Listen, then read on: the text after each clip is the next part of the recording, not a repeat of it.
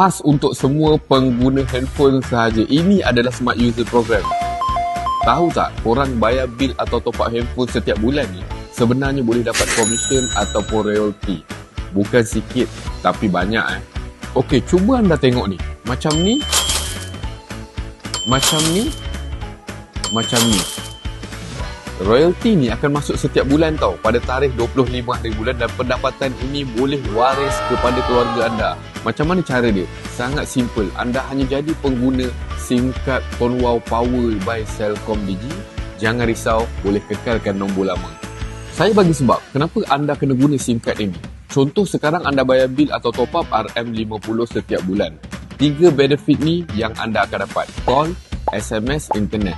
Tapi dengan bayaran yang sama RM50 menggunakan SIM card Tonwow Power by Celcom Digi, ini yang anda akan dapat: call, SMS dan internet.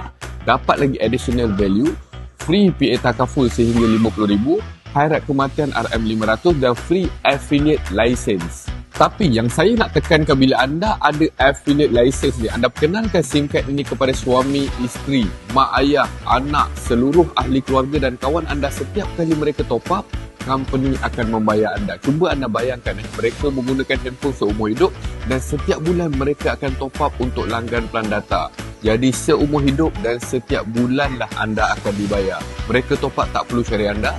Top up Digi seperti biasa di mana-mana. Anda bantu mereka guna sekali sahaja, anda akan terima komisen berkali-kali, dan komisen ini boleh diwarisi. Affiliate license ni serendah RM20 sahaja. Macam ni, untuk anda nakkan penerangan detail tentang peluang ini, pada jam 9 malam ini kami buat sesi penerangan percuma, tapi hanya untuk 250 pack saja. Slot first come first serve. Daftar segera supaya anda boleh jadi orang yang terawal.